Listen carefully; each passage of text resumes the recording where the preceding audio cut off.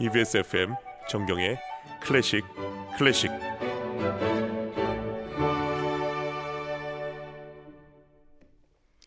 (5월 22일) 목요일 정경의 클래식 클래식 2부 출발합니다. 매주 목요일에 만나는 클래식 살롱에서는 전문가와 나누는 클래식 담소를 통해서 클래식 음악이 주는 감동과 진심을 알아봅니다. 오늘 함께할 피아니스트 김주영 선생님 출연해 주셨습니다. 안녕하십니까? 네, 안녕하세요. 반갑습니다. 반갑습니다, 선생님. 네. 오늘 이렇게 출연해 주셔서 고맙습니다. 예. 제가 영광입니다. 자, EBS 많이 출연하셨죠? 제 뒤에 방송하는 윤고은의 북카페 작년에 출연하신 걸로 알고 있습니다. 네, 작년 가을에 왔었고요. 사실은 네. 저는 많이 출연을 안 했는데 네. EBS랑 인연이 오래된 인연들이 있죠. 특히 지난번 가을에도 제가 말씀을 드렸습니다마는 이 공감 스튜디오 있잖아요. 예, 스튜디오 공감. 예전에 강남에 있을 때 그 네. 공감 스튜디오가 처음 지어졌을 때 예. 처음에 들어간 그 피아노를 제가 골라서 여기 들어갔었거든요. 오호, 그렇습니까? 제가 선택을 했었는데 그때 당시에 피아노가 한 서너 대 정도 중에서 이제 셀렉트를 했어야 됐었는데 네네. 저는 클래식 피아니스트라서 약간 클래식에 맞는 음색을 좋아했지만 아무래도 여기는 대중음악이나 뭐 재즈 같은 것도 할 것 같다. 네. 이런 생각이 들어서 그런 쪽으로 조금 더 맞는 그 음색의 피아노를 골라 드렸던 기억이 새록새록인데 굉장히 오래됐네요. 벌써. 아, 그렇군요. 네네. 저 스페이스 공감에 피아니스트 랑랑도 왔다 갔는데 네. 우리 김주영 선생님이 고른 피아노를 치고 왔군요. 아무도 모를 것 같습니다. 자, 청클클 애청자분들이 김주영 피아니스트 우리 선생님을 잘하면 좋을 것 같아서 소개 좀 해드리려고 제가 양력을 좀 살펴봤는데요. 자, 자신을 이렇게 소개했습니다. 음악을 사랑하는 사람, 인생의 중요한 순간에 늘 음악과 함께했다. 멋진데요. 네. 사실 뭐 프로필이나 뭐 이런 양력을 예. 뭐 음악가들이 막 쭉 소개하는 경우가 많잖아요. 뭐 예. 나열하자면 우리가 긴데 사실은 네. 그런 것들은 사실은 어느 순간에 이렇게 느꼈어요. 내가 아니다. 그냥 내가 한 일이지 나는 아니지 않나 이런 생각을 했어요. 그래서 나는 도대체 어떤 사람이고 어떤 존재인가 생각하다 보니까 이게 제일 중요한 것 같아요. 그래서 딱 그렇게만 남기는 것도 괜찮지 않을까? 예, 책에 그렇게 해서 그렇게 썼던 것 같습니다. 음악가 분 중에 이렇게 본인의 프로필을 이런 문장으로 소개하는 분 또 처음 뵙는 것 같습니다. 자, 앞으로 피아니스트 김주영 선생님이 채워질 클래식 살롱 어떻게 진행하고 구성하실 예정인지 궁금합니다. 예, 이번에 제가 가을에 출간한 책 예. 이번에 윤고은의 북카페에서도 작년에 제가 소개를 해드렸는데요. 네. 이 책입니다. 더 피아니스트라고 하는 부제가 있고 피아니스트를 위하여라고 하는 제목의 책인데 네. 이 책에서 다른 피아니스트들의 이야기를 중심으로 좀 해볼까 하는 생각을 했습니다. 모두 15명의 피아니스트에 대한 그 에세이, 뭐 자유로운 에세이예요. 네. 그래서 워낙 유명한 피아니스트들이고 설명이 필요 없는 분들이라서 여기에다 제가 중원부원 무슨 뭐 어떤 지식적인 내용을 섞는다는 게 의미가 없을 것 같고 그거보다는 제가 피아니스트로서 느끼는 이분들의 어떤 예술이 어떤 모습이고 어떤 것들이 가장 중요한 것들이다 하는 것들을 그냥 제 마음대로 그냥 이렇게 풀어서 쓴 책인데 이 내용들을 이번에 어떻게 좀 쉽게 소개를 해드릴까 생각을 하다가 네. 두 사람의 피아니스트를 골라서요. 약간 라이벌 구도 혹은 비교의 대상이 될 수 있는 사람들이 있더라고요. 그래서 2명을 골라서 피아니스트 대 피아니스트라고 하는 구도로 꾸며서 소개해드리려고 합니다. 아, 그럼 이제 매주 목요일에는 우리가 2명의 피아니스트에 대해서 자세히 알 수 있게 되겠군요. 네. 그렇게 기대를 해 보도록 하겠습니다. 네. 자, 오늘 첫 번째 집중 분석해 보게 될 2명의 피아니스트 누구입니까? 네. 오늘은 정말 20세기 피아니스트의 기준이자 뭐 상징이자 아이콘이라고 할 수 있는 두 분인데요. 네. 아르투르 루빈스타인 그리고 블라디미르 호로비츠 두 분을 선택했습니다. 와, 이름만 들어도 가슴이 떨리는데요. 자, 루빈스타인과 호로비츠가 어떻게 대결 구도가 될 수 있는 무엇인가가 있을까요? 네, 이 나이 차이는 좀 있고요. 예. 15년 이상 차이가 어. 있고 루빈스타인이 더 연상이고 네. 그런데 전성기를 누린 시기가 비슷했고요. 또 활동의 배경이라든지 어떤 그런 그 주 무대도 미국을 중심으로 했었고, 예. 그리고 인기도 뭐 양쪽 두 사람이 다 있었고 서로 또 좋아하는 어떤 그런 어떤 팬들의 특징 같은 것들도 좀 달랐고 이랬기 때문에 여러 가지로 공통점도 있고 또 완전히 상반된 점도 있고 비교를 해보면 재미있겠다는 생각을 했습니다. 네, 흥미진진합니다. 자, 아르투로 루빈스타인 어떤 피아니스트였습니까? 아르투르 루빈스타인은 폴란드 태생이고요. 예. 아주 어렸을 때부터 물론 우리가 알고 있는 이 위대한 인물들은 다 어렸을 때부터 정말 다 될성 부른 나무 이런 것들을 보여줬잖아요. 그래서 루빈스타인도 역시 마찬가지였고 역시 젊었을 때 아주 어렸을 때부터 굉장히 그 귀인들하고의 어떤 인복이 많았던 것 같아요. 이분도. 그래서 바이올리니스트 요제프 요아힘 그리고 또 그 요아힘을 통해서 칼 하이니히 바르트라고 하는 교수를 만나서 공부를 했는데 근데 사실 그 천재들은 선생님하고 잘 지내는 경우도 있고 오히려 또 안 맞아가지고 약간 반항심이 생겨서 아 나는 좀 다른 방향으로 나아가지 이렇게 생각하는 사람들도 있거든요. 네. 근데 루빈스타인도 조금 그랬었던 것 같아요. 스승님을 존경하지만 거기에 또 반항심도 약간 있었고 또 스승님의 어떤 교육 방침하고 좀 안 맞는 부분도 있었고 아무튼 그랬지만은 그럼에도 불구하고 13살의 나이에 베를린 필과 첫 연주를 했으니까 뭐 대단한 천재이죠. 와. 네. 그리고 1차 세계 대전이 끝난 후에는 네. 또 스페인과 남미에서 순회 공연을 하면서 큰 인기를 끌었고 그 이후에 또 미국으로도 진출을 했고 굉장히 폭넓게 활동을 했습니다. 그리고 오랫동안 그 장수하면서 긴 연주 생활하는 동안에 또 말년에는 그의 고향이자 마음의 그야말로 고향이라고 할 수 있는 쇼팽의 프로그램으로 돌아가서 쇼팽의 최고의 대가로 남게 됐던 사람이죠. 야, 그 전쟁을 겪었던 그 시기에 유럽과 남미, 미국까지 활동 방향이 대단했네요. 그러니까 어떻게 생각하면 예. 이게 그 행운도 필요했었던 것 같아요. 지금 보면 이 1차 세계 대전 때 당시에 뭐 예를 들어서 오늘 그 등장할 작곡가이기도 한데 그라나도스 같은 사람은 1차 세계 대전 당시에 말하자면 그 배가 피격을 당해가지고 어뢰에 맞아가지고 배가 침몰하면서 세상을 떠난 사람이거든요. 예. 예, 그런 비극들도 굉장히 많았고 그랬기 때문에 전쟁을 피해갈 수 있었던 뭐 지역에서 혹은 어떤 그런 환경에서 공부하거나 또 활동했었던 분들 또 있었고 그리고 또 아주 정면으로 뭐 예를 들어서 뭐 유태인이었거나 이런 경우에 굉장히 그 힘들었던 그런 배경이 있었잖아요. 그래서 고통을 겪었던 분들도 있었고 정말 한 사람 한 사람의 얘기가 다 한 사람 한 사람 영화로 만들어도 손색이 없을 정도로 그렇게 극적인 그런 그 이야기들을 다 담고 있죠. 자, 루빈스타인에 대한 예습 좋습니다. 자, 그렇다면 블라디미르 호로비츠 어떤 인물입니까? 네, 호로비츠는 이제 우크라이나에서 태어났습니다. 예.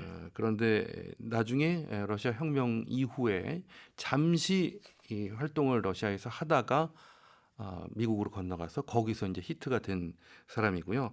호로비츠는 워낙 아주 어렸을 때부터 천재라서 뭐 한 10살 정도 됐을 때 이미 11개 정도의 독주의 레퍼토리를 외워서 연주할 수 있었을 정도라고 하니까 우리가 상상할 수 없을 정도의 천재성을 가지고 있었던 인물인데요. 원래는 작곡가가 되려고 했대요. 근데 미국에 가서 생계 문제를 해결해야 되기 때문에 연주를 하면서 생계를 이어갔고 그런데 워낙 피아노 연주도 뛰어났기 때문에 이제 피아노 연주로 말하자면 속된 말로 빵 뜬 거죠. 사실 라흐마니노프도 그랬습니다. 라흐마니노프도 러시아에 있을 때는 완전히 작곡가였어요. 자기가 피아노 연주를 잘하지만 자기 작품을 연주할 때만 연주를 했었는데 이제 미국에 와서는 이제 딸린 식구들도 많고 이러다 보니까는 계속 연주하면서 돈을 벌었어야 됐었는데 워낙 능력이 뛰어났기 때문에 모차르트, 슈만, 뭐 베토벤 연주해도 너무 연주를 잘했었던 거죠. 이게 개인적으로는 그때 당시에 생기가 힘들었기 때문에 작곡가를 하고 싶지만 피아니스트를 생기로 했다라는 건 솔직히 굉장히 힘든 일 아닙니까? 그렇죠. 예. 그런데 우리 음악사적으로 봤을 때는 다행히 생계가 힘들어서 우리는 이제 그 피아니스트를 얻은 거 아닙니까? 맞아요. 예, 그야말로 20세기의 그 복잡한 역사와 전쟁과 혁명과 이런 것들이 없었으면 이분들이 그야말로 어떻게 생각하면 조용히 그 자기 지역에서 살다가 작곡만. 돌아가셨을 수도 있는데 아니 저는 그 상상을 했을 때 작곡가로서 호로비츠와 라마니노프가 있고 피아니스트가 없다라는 거는 정말 너무 끔찍하고 상상할 수도 없는데 어떻게 생각하십니까? 그렇게 생각할 수도 있고요. 네. 또 제 주변에 저도 뭐 작곡하는 동료들도 있고 이제 그렇지만은 네.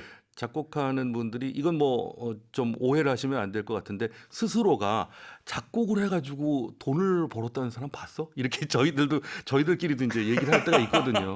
그런데 보면은 오히려 예 그건 사실인 것 같고 늘 뭐 작곡가들도 힘들게 생계를 이어갔었어야 됐었고 우리 클래식 이 역사에서도 보면요. 그래서 오히려 항상 그 예를 들어 부유한 집안의 사람 있잖아요. 멘델스존 같은 사람 네. 이런 사람들은 항상 그 검색해 보면 첫 번째 줄에 아 부유한 집안에서 태어났다 이렇게 나오잖아요. 그런 것들을 우리가 구분하는 이유가 제가 보기에는 워낙 그 이렇게 힘든 환경에서 살았던 사람들이 많아서 이랬지 않았나. 그리고 뭐 우리가 알고 있는 이 천재 작곡가들은 당대에는 인기가 없었고 사람들이 너무 앞서가서 이해 못했던 곡들이 많잖아요. 예, 그것도 사실입니다. 아, 그렇습니다. 이 뭔가 작곡에만 전념할 수 있는 환경이 있다라는 것, 작곡가들에게는 또 있고 없고가 참 중요한 문제가 아닌가 또 생각해 봅니다. 맞습니다. 자 이제 두 피아니스트의 삶을 제대로 이야기하려면 아무래도 시간이 많이 필요할 것 같지만 우리가 또 집중해서 이야기를 나눠보도록 하겠습니다. 스타일 차이 좀 궁금합니다. 어떻습니까? 스타일 정말 차이가 많죠. 예, 루빈스타인은 굉장히 편안하고 네. 보편타당한 해석 그리고 안정감 있는 스타일을 구사했고 호로비츠는 매우 자극적이죠.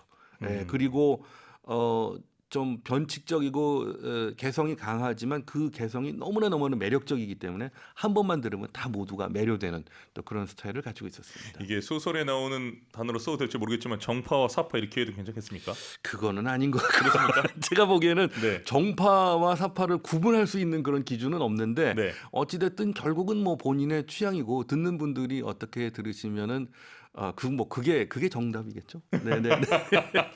자 알겠습니다. 그럼 먼저 스크리아비나 에튜드 C샵 단조 작품으로 이해희를 피아니스트 블라드미르 호로비치 연주로 감상해 보시겠습니다. 스크리아비나 에튜드 C샵 단조 작품으로 이해희를 피아니스트 블라드미르 호로비치 연주로 감상하셨습니다. 호로비치 연주는 딱 들으면 호로비치인 줄 알 것 같아요. 그게 참 신기하죠. 피아노 소리는 사실 음색이나 뭐 이런 것들이 예. 사람의 목소리처럼 그렇게 바로 구분이 되지 않는데 네. 그럼에도 불구하고 그 피아니스트의 개성이 들어있다. 이 사람의 소리다 하는 것들이 드러나는 것도 참 특이하고 특히 이제 이런 분위기의 곡에서는 호로비치 연주 그 음색 자체에 슬픔이 담겨 있잖아요. 아, 독보적이죠. 네, 네. 자 그럼 계속해서 우리 그라나도스의 스페인 무곡 작품으로 37 5번 안달루시아를 피아니스트 아르투로 루빈스타인의 연주로 들려드립니다. 그라나도스 스페인 무곡 작품으로 37 5번 안달루시아 피아니스트 아르투로 루빈스타인의 연주로 감상했습니다. 선생님 어떻게 감상하셨습니까? 뭐 늘 저는 좋아하는 곡이라서 네. 예, 즐겁게 감상했는데 앞서서도 잠깐 말씀드렸는데 이 라틴 계통의 음악에 굉장히 그 조예가 깊었어요. 루빈스타인이 다른 예. 레파토리도 잘했지만 그리고 활동 초기에 특히 그랬었는데 루빈스타인이 북유럽 뭐 동유럽이라고 할 수 있는 폴란드 사람인데 기질적으로는 굉장히 낙천적이고 밝고 외향적이고 사람을 좋아하고 그래서 이 어떤 라틴 계통의 사람들하고 굉장히 잘 맞았던 것 같아요. 성격적으로 연주도 그렇고 그래서 활동 초기에 굉장히 좀 주력을 했었던 분야가 뭐 알베니스 그라나도스를 포함해서 또 남미의 뭐 히나스테라 이런 작품들을 포함해서 좀 주력을 했었고 그런 것들이 결국은 자기가 가지고 있는 그 자연적인 기질하고 잘 맞는 곡들이 또 멋진 해석이 나오지 않나 그렇게도 생각됩니다. 네, 여러분은 지금 정경의 클래식을 듣고 계십니다. 매주 목요일에 만나는 클래식 살롱에서는 준비한 책 선물이 있는데요. 자, 북커스에서 펴낸 피아니스트 김주영의 피아니스트를 위하여 여러분. 자, 제가 지금 들고 있습니다. 보이십니까? 이 책 받고 싶은 분들은 방송 소감과 함께 문자 보내주시길 바랍니다. 아주 책이 한 손에 쏙 들어가서 예쁜데요. 자, 문자 번호는 샵1045, 짧은 문자 50원, 긴 문자는 100원의 정보 용료가 부과됩니다. EBS 라디오프의 반디로는 무료 문자 보내실 수 있습니다. 계속해서 피아니스트 대 피아니스트 이어갑니다. 루빈스타인과 호로비츠 잘 감상했고요. 두 분 다 정말 위대한 피아니스트라는 생각이 듭니다. 자, 우리 선생님이 생각하시는 이 두 피아니스트의 음악적 특징 또 특별한 해석 분명히 있겠죠? 네, 앞서서도 잠깐 말씀드린 대로 루빈스타인 같은 경우에는 그 편안함을 좀 동반하죠. 그래서 루빈스타인의 연주 물론 그 시대가 달라서 제가 직접 본 적은 없지만 어찌됐든 그 무대에 나오는 순간부터 청중들에게 마치 응접실에 청중들이 초대받은 것처럼 그 응접실의 그 주인인 것처럼 편안하게 손님들을 앉아서 음악을 감상하게 해주는 듯한 그런 느낌으로 이제 무대를 연출했다고 해요. 그래서 또 듣는 사람들도 그렇게 편안한 마음으로 즐겁게 또그 힐링 받을 수 있었고 그런 연주를 했었던. 그리고 또 반대로 호로비츠는 완전히 반대라고 생각할 수 있죠. 존재감이 불편합니까? 글쎄 불편하다기보다는 제가 이 어떤 그 책에서 읽었는데 아주 네. 멋진 표현인 것 같아요. 호로비츠는 무대에 나오는 순간 청중들이 감전당한 것 같은 느낌. 감전당한다. 네, 네. 고압 전류에 감전당한 것 어. 같은 느낌. 꼼짝 못하게 만드는 그런 느낌이다. 이렇게 얘기를 했는데 그게 루빈스타인과 호로비츠의 그 차이라고 아주 단적으로 말해주는 그런 차이라고 생각이 되고 물론 호로비츠는 루빈스타인도 기교가 좋았지만 호로비츠는 기교적인 면에서도 뭐 당대 최고였고 일단은 소리라든가 뭐 손놀림이라든가 이런 것들로 그야말로 무대에 등장하는 순간부터 관객들을 꼼짝 못하게 만드는 그런 마력이 있었던 사람이다 이렇게 생각할 수 있죠. 감전 얘기가 나올 줄은 상상도 못했습니다.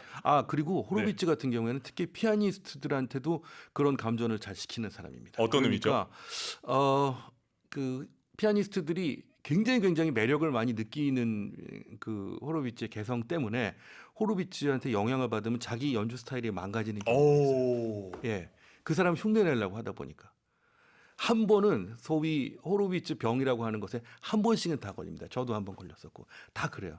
그래서 어떤 경우에는 자기가 자각해가지고 스스로 빠져나오는 경우도 있지만 어떤 경우는 선생님한테 호되게 혼이 난 다음에 빠져나오는 경우도 있고 아마 성악가니까 잘 아실 거예요. 성악가도 비슷한 성악가가 예, 있습니다. 예. 예, 마리오 델 모나코의 네, 목소리를 따라하다가 네. 목소리를 잃어버린 성악가가 테너가 하늘의 별보다 많다.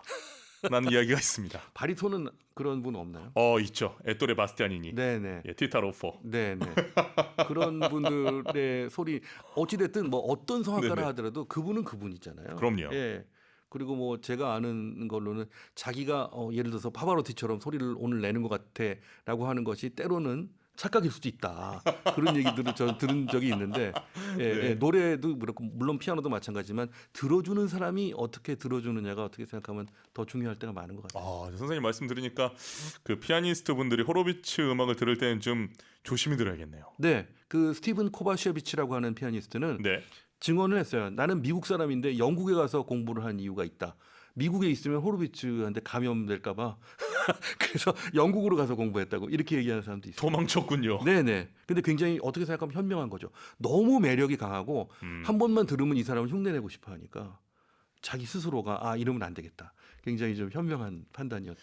제가 피아니스트 분들에게 호로비츠 얘기 들을 때 피아니스트 중에 피아니스트다라는 이야기를 많이 들었는데 오늘 김정쌤을 통해서 또 호로비츠의 새로운 면을 저뿐만 아니라 우리 애청자분들도 많이 발견할 것 같습니다. 자, 네. 김현정님, 갑자기 더워진 공기를 느끼며 여름이 다가온 걸 체감하고 있어요. 오늘도 정글클은 저에게 즐거움이며 위안입니다. 보내주셨습니다. 김현정님 고맙습니다.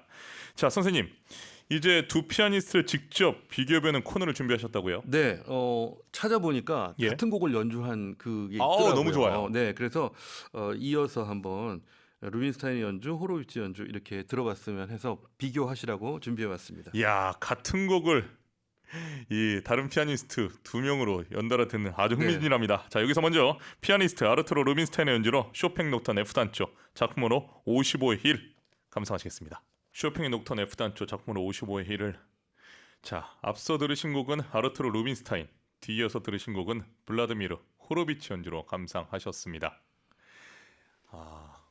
어떻게 감상하셨습니까, 선생님? 네, 지금 이렇게 듣고 보니까 역시 두 사람이 의외로 또 공통점도 있네. 소리 내는 방법에 이렇게 생각이 되기도 하는데요. 역시 기질적으로 그러니까 폴란드인이었던 루빈스타인은 자기 나라의 내 나라의 음악을 한다라고 하는 어떤 그런 그 자부심이라고 할까 자신감이라고 할까 이런 것들이 있고요. 예. 또 호로위츠는 그 자기 나름대로의 어떤 그런 독특한 음색이라든가 또 감성이라든가 이런 것들을 집어넣는데 또 탁월했다. 그렇게 생각이 되네요. 김윤서님, 루빈스타인과 호로비츠 피아노 소리도 다른 것 같고 템포도 완전 다르네요. 와, 대단하십니다. 템포가 다른 건 캐치하는 건 충분히 저는 되는데 소리의 다름을 또 우리 김윤서 애청자분이 캐치를 하셨어요. 네, 네. 와, 이경란님, 피아니스트의 다른 점을 의식하며 들으니 그렇게 들리는 신기한 마법의 시간입니다. 311 쓰시는 분, 클래식을 좋아하지만 연주자들의 특성을 구별할 줄은 모르는데 이렇게 비교를 해주시니까 약간의 감이 오면서 좀 더 집중해서 듣게 되네요. 감사합니다. 5238님, 아름다운 5월에 좋은 음악책 피아니스트를 위하여를 읽어보고 싶어요. 갱년기 치유코자라고 보내주셨습니다. 제가 안 보내드릴 수가 없네요. 5238님, 어떻게 선생님 보내드려도 괜찮겠습니까? 아, 네네. 네, 선물해드리겠습니다. 축하드립니다. 자, 방송 프로그램에서 제 방송에서 이렇게 비교하면서 한 곡을 듣기는 처음입니다, 선생님. 아, 네. 예. 네, 제가 아이디어를 잘 낸 것 같습니다. 아주 잘 내주셨고요. 자, 좀 어려운 질문을 제가 하나 하겠습니다. 저는 솔직히 들으면서 저는 호로비치 연주가 저한테 설득력이 되게 있었거든요. 네, 네. 그런데 저는 아무래도 성악가다 보니까 이렇게 생각할 수도 있나 싶은데 선생님의 생각이 궁금합니다. 이걸 뭐 선택하는 걸 질문하는 걸 제가 좀 무식한 질문인 줄 알지만 그럼에도 불구하고 네, 네. 둘 다 좋지만 하나만 선택해야 한다면 개인적으로 어떤 취향이십니까? 진짜 이건 뭐 어떻게 생각하면 답이 어려워요. 네. 이 피아니스트 두 사람을 놓고 봤을 때 어떤 사람이 더 그 뭐 나의 픽이냐 이건 정말 불가능하고 그 어떤 곡을 연주하느냐에 따라 어떤 그 작곡가를 연주하느냐에 따라서 좀 다를 것 같고요.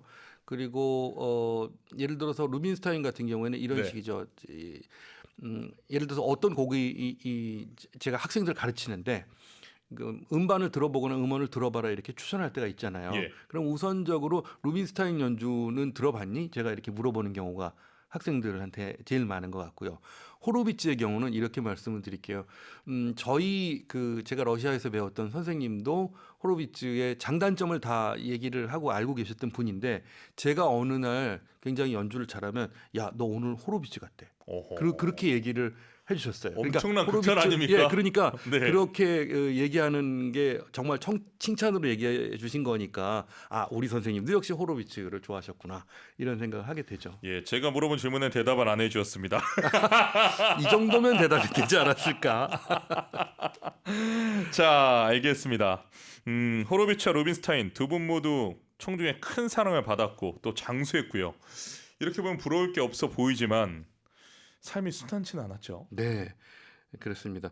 호로비츠는 러시아 혁명 이후에 이제 서방으로 이주해서 활동을 벌이면서 라흐마니노프와 만나서 또 멋진 연주를 하기도 했고 네. 또 토스카니니와 만나서 연주도 하고 토스카니니의 딸과 결혼하기도 했고 여러 가지 행운도 있었고 최고의 자리에 올랐지만 무대에 오를 때마다 그 공포증, 무대 공포증이 굉장히 심했다고 해요.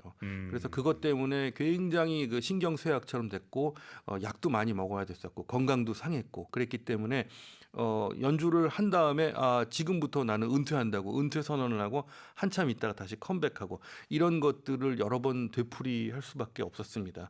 그래서 인생의 부침이 그런 것 때문에 많았었던 것도 있지만 말년에는 우리가 기억하는 대로 호로비치가 그런 그 병이라든가 또 그 복용하는 여러 가지 약들이든지 이런 것들을 다 끊고 편안한 모습으로 그야말로 탈바꿈이 돼서 노년의 아주 멋진 모습으로 연주를 또 다시 재기해서 들려줬던 그런 부분들이 있죠. 그래서 참 어떻게 생각하면 다행이라고 생각이 되고 우리에게는 호로비츠라고 하는 피아니스트를 오래 추억할 수 있게 된 그런 그 계기가 돼서 좋다고 생각합니다. 네, 네. 알겠습니다. 자, 모든 어려움을 이겨내고 재기하게 되어서 정말 다행입니다. 여기서 호로비츠 연주 또 두 곡 이어서 들려드리려고 하는데요. 이번엔 호로비츠 연주만 두 곡 맞습니까? 네. 루빈스타인이 아니라 호로비츠만 두 곡이죠. 네. 저희가 명확히 우리 시청자분들에게 시청자, 애청자분들에게 말씀드려야 헷갈리지 않을 것 같습니다. 자, 슈만 어린이 정경중에서 트로이 메라이와 호로비츠가 편곡한 BJ 카르멘 주주에 의한 변주곡 피아니스트 블라드미르 호로비츠 연주로 감상하시겠습니다. 지금 들으신 곡은 호로비츠가 편곡한 BJ 카르멘 주주에 의한 변주곡이었고요. 그에 앞서 슈만 어린이 정경중에서 트로이 메라이 피아니스트 블라드미르 호로비츠 연주로 감상하셨습니다. 호로비츠의 이 두 곡을 연달아 들으면서 오늘 김종선이 말씀하셨던 이 호로비츠는 잘못하면 감전된다. 네. 이 내용을 우리 애청자분들도 조금 이해하셨을 것 같은 느낌이 듭니다. 네, 진짜 그야말로 피아노 소리 안에 찌릿찌릿함이 들어있죠. 네, 그렇습니다. 와, 루빈스타인에 대한 이야기를 조금 섭섭할 것 같아서 좀 네. 언급을 좀 하겠습니다. 자, 곡은 뭘 그렇죠. 준비하셨습니까? 네, 루빈스타인은 진짜 어떻게 생각하면 긴 생애요. 뭐 90살이 넘어서까지 살았고 예. 이분이 장수하면서 아주 건강하게 활동을 했어요. 그리고 네. 무엇보다도 눈이 잘 보이지 않아서 은퇴를 했어요. 다른 건강에 문제가 있어서 은퇴를 한 게 아니라 그만큼 왕성했었던 그런 그 에너지를 자랑했었던 사람인데 정말 다행히도 50세 이후부터 이분은 전성기였어요. 어. 예. 그러니까 그 이전까지는 좀 낙천적으로 뭐 연습 많이 안 하고 약간 뭐 좀 게으르기도 하고 뭐 술과 이 와인과 그야말로 뭐 어떤 여러 가지 파티와 이런 것들을 즐겼었던 사람이라고 하더라고요.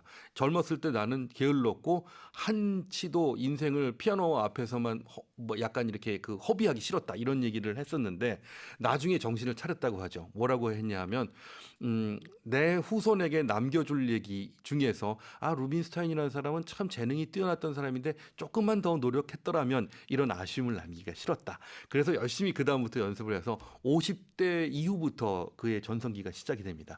우리가 듣는 그런 대부분의 작품들 그리고 특히 쇼팽의 작품들 이런 연주들은 50대 이후에 쌓아올린 금자탑이니까 참 대단하다고 생각이 됩니다. 좀 시사하는 바가 있는데요. 네. 요즘의 추세를 보면 뭐 20대 이제는 이민찬 때문에 10대에도 전성기를 맞이할 수 있는 어떻게 보면 길이 되지 않았습니까? 맞습니다. 네. 보셨을 때 어떻게 생각하세요? 전성기가 빠른 게 좋은 걸까요? 아니면 이렇게 여유 있는 것도 괜찮은 걸까요?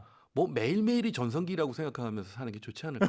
그리고 젊은 그 피아니스트들도 계속해서 자신의 전성기를 점점 더 쌓아가고 있는 그런 과정이라고 생각을 하고요. 그런 네. 마음에서 응원을 계속해서 보내는 마음입니다. 네. 알겠습니다. 자, 거장의 자리에 오른다는 것도 쉽지 않지만 그 자리를 지켜내는 것도 오늘 선생님 말씀 들어보니까 어렵다, 또 쉽지 않다라는 맞습니다. 생각이 듭니다. 네.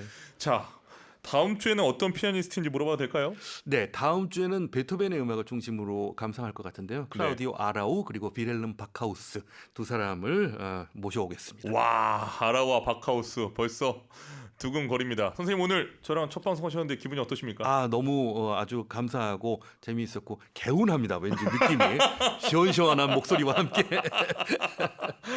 이렇게 네. 또 생각해 주시니 고맙습니다. 오늘 저도 선생님 덕분에 이 두 피아니스트의 또 삶과 생애 그리고 또 스타일과 구성까지 아주 잘 알아보는 시간이었습니다. 많은 분들이 좋아하셨으리라 생각을 하고요. 자, 추천해 주신 루빈스타인 끝곡으로 준비하려고 하는데 어떤 곡이죠? 네, 아르투로 루빈스타인의 연주로 생상스의 피아노 협주곡 2번 G단조 작품 번호 22 중에서 3악장 프레스토 감상하시겠습니다. 알프레드 월렌슈타인이 지휘하는 심포니 오브 디 에어가 함께합니다. 네, 이 곡은 자 끝곡으로 오늘 보내드리겠습니다. 오늘 선생님 출연해주셔서 고맙습니다. 네, 감사합니다. 다음 주에 뵙겠습니다. 네.